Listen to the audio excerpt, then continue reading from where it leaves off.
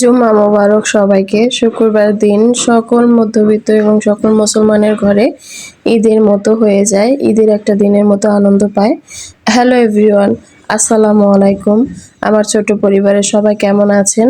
আলহামদুলিল্লাহ, আপনাদের দোয়া এবং ভালোবাসায় আমিও ভালো আছি। নিত্যদিনের মতো চলে আসলাম নতুন আরও একটি লাইফস্টাইল ব্লগ ভিডিও।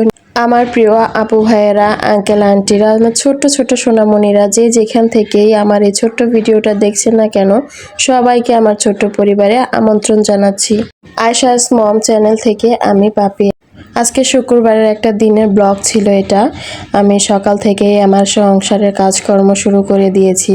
তো কিছু থালা বাসন ছিল এবং কাচের কয়টা জার ছিল, সেগুলো পানিতে ভালো করে রেখে দিয়েছিলাম যাতে করে ওটার স্টিকারগুলো আলগা হয়ে যায়। স্টিকার সহ রাখলে আর কি দেখতে ভালো দেখা যায় না, আর যদি স্টিকার পরিষ্কার করে রাখি তাহলে কিন্তু জারগুলো দেখতে খুবই সুন্দর লাগে। তো আগে থালা বাসনগুলো ধুয়ে সেট করে রেখে তারপরে হচ্ছে বয়ামগুলো ধোবো, সেজন্য আর কি এগুলো আগে ধুয়ে নিচ্ছিলাম। তো সকালবেলা উঠে সকালে সংসারের কাজগুলো করে নিচ্ছিলাম আগে, তারপরে হচ্ছে সকালে নাস্তা রেডি করব। রাতের বেলা এগুলো করতে মনে নেই, প্রতিনিয়ত আমরা কিন্তু রাতের বেলায় সব কিছু গুছিয়ে রাখি। তো আজকে একটু দেরি হয়ে গিয়েছে সেজন্য। আর যাই হোক, তো সকালবেলা উঠে আগে থালা বাসন পরিষ্কার করে ক্লিন করে নিলে আর কিচেনটাকে ক্লিন করে নিলে আর সব কিছু করতে কিন্তু খুবই ভালো লাগে, রান্না বান্না করতে। তো থালা বাসনগুলো ধুয়ে ঝুড়িতে আর কি পানি ঝরতে রেখে দিয়েছি। এখন এই তো স্টিকারগুলো উঠিয়ে নিয়েছিলাম পানিতে ভিজানোর কারণে। দেখুন স্টিকারগুলো খুব সহজেই উঠে যাচ্ছিল। আর এই জারগুলো ধোয়ার পর পরিষ্কার করার পর দেখতে কিন্তু খুবই সুন্দর লাগতেছিল, একদম চকচক চকচক করতেছিল। এই জারগুলো আমরা যে কফি খাই সেই কফি জারগুলো এভাবে খালি হয়ে গেলে পরিষ্কার করে নিই। তারপরে হচ্ছে এই জারটাতে হচ্ছে মধু ছিল, তো আপনাদের ভাই মধু খায় সেজন্য মধু আনে, আর এখন মধু শেষ হয়ে গিয়েছে সেজন্য এখন এগুলো ধুয়ে তারপরে রেখে দেব। আমার কাছে কাচের জারগুলো কিন্তু খুবই ভালো লাগে, দেখতে খুব সুন্দর লাগে। যে কোনো জিনিস রাখি না কেন অনেক সুন্দর লাগে দেখতে এবং পরিষ্কারভাবে দেখা যায়। তো এটার ভিতরে হাত ঢুকিয়ে ধুইতে পারতেছিলাম না, সেজন্য যে বোতল ধোয়ার যে একটা মাজনি আছে সেটা দিয়ে পরিষ্কার করে নিয়েছিলাম।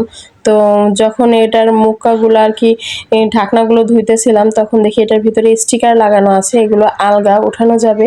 তো কি করলাম, এগুলো উঠিয়ে নিলাম, এখন সুন্দরভাবে লেগে যাবে। তো ধুয়ে তারপরে পরিষ্কার করে নিয়েছি, দেখুন একদম ফ্রেশ দেখাইতেছিল।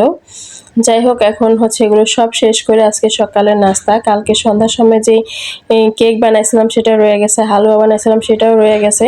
তো একটু চা করে নিয়েছিলাম, চা দিয়ে কেক দিয়ে খেয়ে একটু হালুয়া খেয়েছি। আর শুক্রবারের দিন সকালবেলা আমাদের নাস্তা একদম না হলেই হয়, যেমন কি উঠতে উঠতে অনেক দেরি হয়ে যায়। আর আমরা যারা সকালে উঠি গৃহিণীরা বধূরা, তাদের কিন্তু লাগে, তাই না বলুন? কারণ আমরা সকালে উঠি এবং খুব ক্ষুধা পায় কাজ টাজ করার পরে। যাই হোক, তো আপনাদের ভাইয়া উঠছে তো একসাথে নাস্তা করে নিচ্ছিলাম। আপনাদের ভাইয়া আবার চলে যাবে হচ্ছে তার বন্ধুর বাসায়, বন্ধুর ছেলের মুসলমানি ছিল, তো সেখানে অনেক কিছু কাজ ছিল, চলে গেছে নাস্তা করে তাড়াতাড়ি উঠছে সেজন্য। তো আজকে হচ্ছে শুক্রবার দিন, সেজন্য কিছু ভালো মন্দ রান্না করব ভাবতেছিলাম। তো ভাবলাম বট রান্না করি, বট রয়েছে ফ্রিজে, তো বসায় দিছি। আমরা আমাদের খাওয়ার পরিমাণ রান্না করেছি, আর হচ্ছে আমরা ভাবিনি যে আমরা আবার ওই বেড়াতে যাব আর কি, দাওয়াত খাইতে। সেখানে যাওয়ার কথা ছিল শুধু আপনাদের ভাইয়ার, তারপরে আর কি ভাইয়া এবং ভাবি জোরাজোরি করেছে, ফোন দিচ্ছিল, তারপরে আমরাও আবার চলে গেলাম। যাই হোক, তো বট রান্না করতে বেশি কিছু মশলা আমি ব্যবহার করিনি। এখানে পেঁয়াজ ভালো করে আসায়, তারপর হচ্ছে গরম মশলা, তেজপাতা, গোটা যা যা দেওয়া লাগে, আদা, রসুন, হলুদ, মরিচ, গরম মশলা যা আছে সেগুলো দিয়ে ভালো করে কষায় নিচ্ছিলাম। কালারটা এত সুন্দর আসছে দেখে বুঝতে পারতেছেন। যাই হোক, এখন কষানো শেষ করে বটটা দিয়ে তারপর এটা ভালো করে কষিয়ে নেব। যে বা যারা এই মুহূর্তে আমার ভিডিওটি ক্লিক করেছেন, প্লিজ হার্ডলি রিকোয়েস্ট রইল যে একটা লাইক দিয়ে সম্পূর্ণ ভিডিওটা দেখার চেষ্টা করবেন এবং ভুল ত্রুটি হলে ক্ষমা সুন্দর দৃষ্টিতে দেখবেন। ছোট্ট একটি কমেন্টের মাধ্যমে জানাবেন। আপনাদের একটি লাইক আরও মানুষকে দেখার সুযোগ করে দিবে। তো আপনাদের একটি লাইক আমাকে আরও একটি ভিডিও মেক করার উৎসাহিত করে আর কি।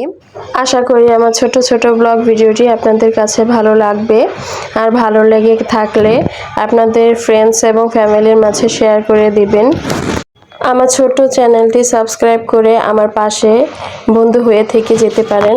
তো বটটা কিছুক্ষণ কষানোর পরে তারপরে হচ্ছে প্রেসার কুকারে উঠিয়ে দিয়েছিলাম যাতে তাড়াতাড়ি সিদ্ধ হয়ে যায়, আর তা না হলে বট সিদ্ধ হতে অনেক সময় লাগে।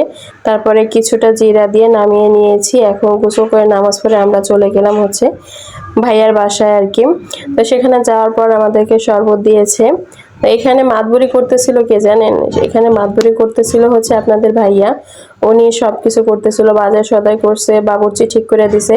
এখন হচ্ছে তখন আয়শা যে কাকে কাকে দিবে, গরিব মানুষকে দিবে, তারপর মসজিদে দিবে, সেগুলো সব প্যাকেট করছে। প্যাকেট করে তারপরে হচ্ছে বাসায় গিয়ে গোসল করে নামাজ পড়ে এখন আসছে হচ্ছে বাসার সবাইকে খাওয়াইতে। তো বলতেছে একটু ভিডিও করো, আমি বাবুর্চিগিরি করতেছি, মাতবুরি করতেছি, আমিও সেটা করে দিলাম। তো এই যে আমরাও এখন খেতে বসে পড়ছিলাম।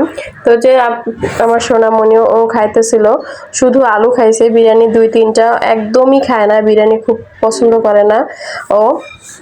আমরাও খাইতেছিলাম। তো ঝাল কম হয়েছে, আর যেই বাজারে যে মরিচ ছিল সেটা কেমন যেন একটা ঘাস ঘাস ঘ্রাণ আসে, কিন্তু ঝাল লাগে না। তো ভাবলাম আপুকে বললাম, তো আপু বললো যে বোম্বাই মরিচ আছে সেটা দিয়ে খাবা। উফ, আমি তো শুনে মহা খুশি। তো বললাম দেন, তাহলে তো ভালোই হয়। আর একটু ঝাল ঝাল হলে বিরিয়ানিটা খেতে কিন্তু একটু ভালোই লাগে। তো খাওয়া দাওয়া শেষ করে আমরা এখানে রেস্ট নিচ্ছিলাম। রেস্ট নেওয়ার পথে যাবে আপনাদের ভাইয়া আর কি ওকে একটা গাড়ি নামায় দিছে, বলতেছে এখানে খেলো, কারণ ও খুব বিরক্ত করতেছিল। তারপরে বাসায় আসার পর আপনাদের ভাইয়া আমাদের জন্য কদবেল নিয়ে আসছে, সেটা ভর্তা করে খেলাম সবাই মিলে। তো আজ এ পর্যন্তই, আবার দেখা হবে অন্য কোনো ব্লগ ভিডিওতে। আসসালামু আলাইকুম।